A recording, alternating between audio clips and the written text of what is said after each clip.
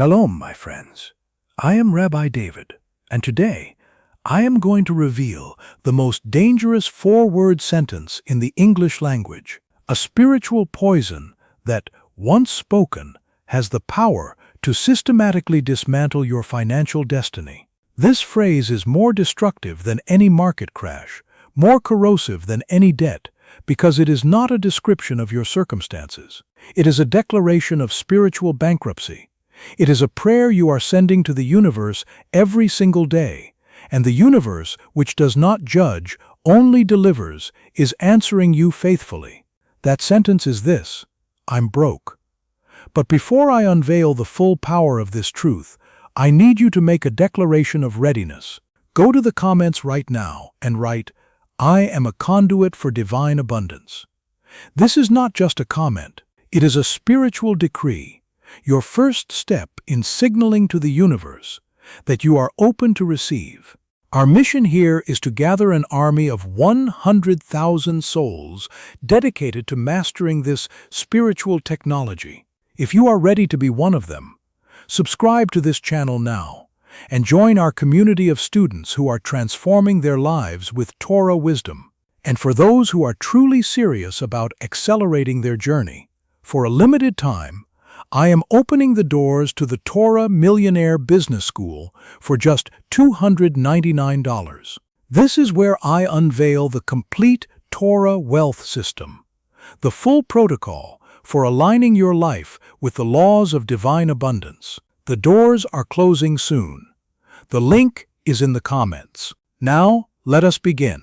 I understand the heavy, suffocating feeling of being broke, because I was once a prisoner to it myself. I know this because I lived it. There was a time, years ago, before the schools, before the books, before any of what you see today, when my financial life was a desert. I remember one specific Tuesday afternoon. My son, who was just a boy then, came home from school with a permission slip for a class trip. It wasn't expensive, maybe $30. But as I looked at that piece of paper, my heart sank into my stomach. I didn't have it. And it wasn't just that the bank account was empty. It was the crushing shame, the feeling of failure as a father, as a provider, as a man. That night, I couldn't sleep. I lay there staring at the ceiling, the weight of that $30 feeling like 30,000. I had tried everything the world tells you to do. I was working 70-hour weeks. I had a budget spreadsheet that accounted for every single penny. I had cut every imaginable expense from my life. I was doing all the right things, and yet the feeling of brokenness, of being fundamentally lacking, clung to me like a wet coat in winter.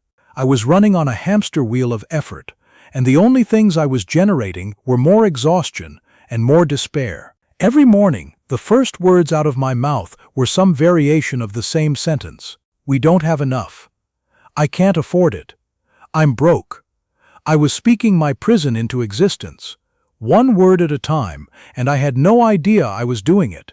The enemy we are all fighting is not a lack of money. It is not a bad economy, a difficult boss, or an unfair system. The enemy is what I call the broke proclamation. It is the insidious lie, whispered into our souls from birth, that our financial state is a passive condition we simply report on, like a weather forecast. The hidden mechanism of this enemy is that it tricks you into believing that the words "I'm broke" are a description of reality. But they are not. They are a creation of reality. Every single time you utter that phrase, you are not describing your bank account. You are casting a spell on your future. You are making a public declaration, a prayer to the universe that you wish to embody the energy of brokenness. The word broke itself is deeply revealing. Something that is broken is damaged, non-functional, unable to fulfill its purpose. When you say, I am broke, you are declaring that you, a soul created in the image of the infinite Creator, are broken, non-functional, unable to fulfill your divine purpose. And the universe, which is always listening, always responding, takes you at your word. The cost of surrendering to this enemy is not just financial poverty. It is a life of quiet desperation, a slow erosion of your dreams, and the tragic reality of arriving at the end of your days with your truest potential still locked inside you. All because you used your most sacred divine power, the power of speech, to build your own prison. But what if I told you that the code to defeating the broke proclamation was embedded in the very first chapter of the Torah, thousands of years before any modern psychology or neuroscience ever discovered the power of self-talk? In the book of Genesis, how does God create the universe? The text does not say God thought the universe into existence. It does not say God wished for it. The text repeats the same phrase 10 times with breathtaking precision. And God said, let there be light, and there was light. And God said, let there be a firmament, and there was a firmament. The Kabbalists teach that the world was created with dibur, with sacred speech. This reveals a profound secret, a secret that the Torah has been holding for 3,000 years. Speech is not for describing the world. Speech is for creating the world. And since we are created B'Tselem Elohim, in the image of God, our power of speech is not a casual throwaway function. It is a direct inheritance of God's creative power. It is the most powerful spiritual technology we possess. This is not a metaphor. It is spiritual physics. The book of Proverbs, chapter 18, verse 21, states it with chilling clarity. Death and life are in the power of the tongue. Not some life, not some death. Life and death. The full spectrum of human experience, determined by the words that leave your mouth. When you say, I'm broke, you are choosing death. You are using the divine tool of creation to manifest lack, to build a world defined by what is broken. You are tuning your frequency to the channel of scarcity, and then wondering why the signal of abundance cannot reach you. That night, after the incident with the permission slip, I was sitting at my desk, studying the Zohar, the foundational text of Kabbalah. I came across a passage about the Otiot, the Hebrew letters, and their creative power. The Zohar teaches that the Hebrew letters are not merely symbols, they are vessels of divine energy. And when we speak them with intention, we are literally channeling the creative force of the universe. And everything clicked. I realized I had been using my mouth, the very tool of creation, to curse my own life. I had been praying for poverty without even knowing it. Every I'm broke, every I can't afford it, every we never have enough was a prayer, and the universe was answering every single one of them. I made a decision that night. I would no longer be a victim to the broke proclamation. I went to my desk, took a piece of paper, and I wrote down every negative financial phrase I had ever spoken. I'm broke. Money doesn't grow on trees. Rich people are greedy. I'll never get out of debt. I wrote them all down. Then I took that paper outside, and I burned it. It was a small, simple ritual, but it was a declaration of war against my own poverty consciousness. I declared that my old language was finished. At first, nothing happened externally. The bank account didn't magically fill, but internally, something shifted. A fire was lit. The shame was replaced by a quiet, steady confidence. The next day, instead of saying, I can't afford it, I started asking, how can I create the resources for this? Within a week, an old client I hadn't heard from in 2 years called me out of the blue with a project. It was worth $2,000. It was more than enough. Within 6 months, by consciously and deliberately changing my language, I had tripled my income. I had not changed my skills. I had not found a new job. I had changed my consciousness, and my circumstances were forced to follow. Now, let me give you the practical application. I call it the Wealth Declaration Protocol. It is a 3-step process to transform your financial reality by transforming your speech. Step 1 is the verbal fast. For the next 30 days, you will go on a verbal fast. You are forbidden from saying the words, I'm broke, I can't afford it, I don't have enough money, or any variation of these phrases. This is non-negotiable. This is not just about avoiding negative words. It is about starving the entity of lack that has been feeding on your declarations for years. You must create a vacuum. When you stop speaking lack, you create the empty space for abundance to rush in. Every time you catch yourself about to say one of these phrases, stop. Physically stop. Take a breath. This pause is the moment of power. Step 2 is the reframing response. When faced with a situation where you would normally say, "I can't afford it," you must replace it with one of two specific phrases. Either, "It is not a priority for me right now," which reclaims your power of choice and reminds you that you are always choosing.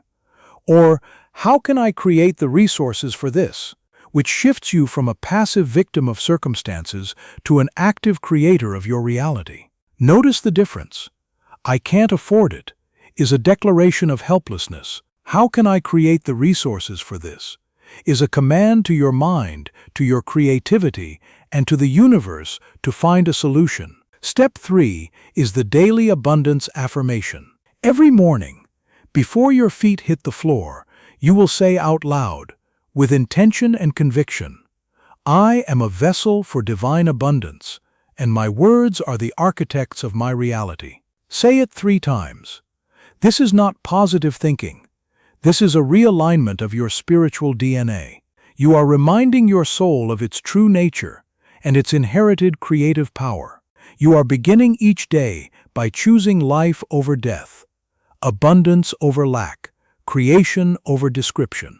Now, let me tell you about a student of mine, Michael. He was a graphic designer, talented and hardworking, but perpetually struggling, always saying he was broke, always telling everyone he couldn't afford to invest in himself. He implemented this protocol.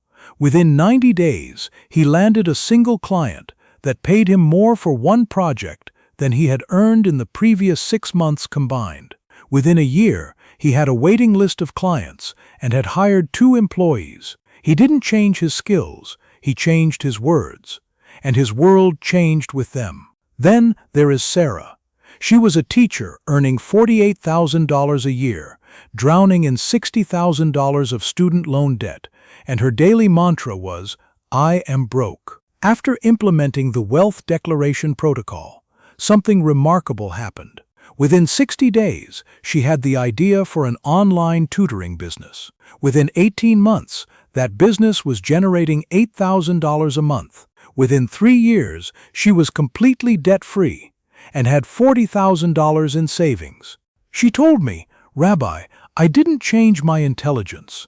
I changed my language." And then there is David, a 52-year-old contractor who had been saying, "I'm too old to make real money," for a decade.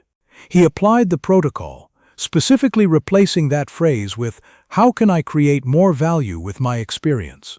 Within a year, he had repositioned himself as a specialist consultant, tripled his hourly rate, and was earning more at 53 than he had ever earned in his life. The protocol works, not because it is magic, but because it aligns your speech with the spiritual law that God built into the fabric of creation. Now, I know the objection that is rising in your mind. I hear it every time I teach this. "But Rabbi, this is just semantics. I am broke. My bank account has $10 in it. It is a fact. Am I supposed to lie to myself?" I understand that feeling of being bound by the facts in front of you. But here is the truth you must grasp. You are confusing a temporary fact with an eternal truth. It may be a fact that your bank account has $10, but the truth, the deeper, more real truth, is that you are a child of the Most High, a being created in the image of a limitless Creator, and you possess the divine technology of speech to create any reality you choose. Stop worshiping the temporary fact of your bank balance and start aligning with the eternal truth of your soul's potential. And here is the second objection I always hear. "Rabbi, I've tried affirmations before and nothing happened."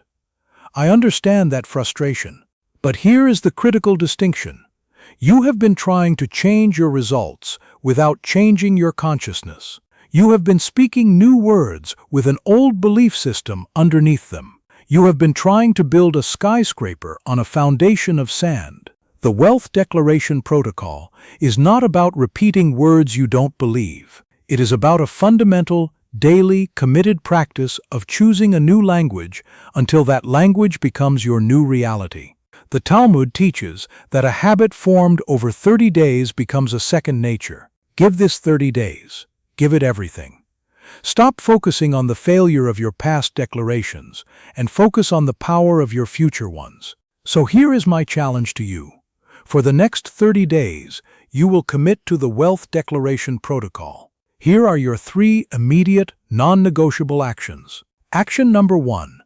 Tonight, write down every negative financial phrase you have ever spoken habitually. Every single one. Then destroy that paper. Burn it, tear it, bury it. This is your physical act of breaking the old covenant with poverty. Action number 2. Write the affirmation, I am a vessel for divine abundance, and my words are the architects of my reality, on a piece of paper, and place it on your bathroom mirror, on your desk, and in your wallet. You will see it and speak it every single day. Action number 3. Tell one person, your spouse, a friend, a colleague, that you are taking on this 30-day challenge. Make it public. The Talmud teaches, a prisoner cannot free himself from prison. You need a brother or a sister on this journey. And here is a bonus tip for those who are truly advanced. Every time you spend money, any amount, instead of feeling the sting of lack, say the word todah, which is the Hebrew word for gratitude. See every outgoing dollar, not as a loss, but as a seed you are planting in the soil of the universe, a seed that will return to you multiplied. This is the principle of hitlamdut, of learning from every experience, turning even the act of spending into an act of abundance consciousness. And now, I want to end with a blessing.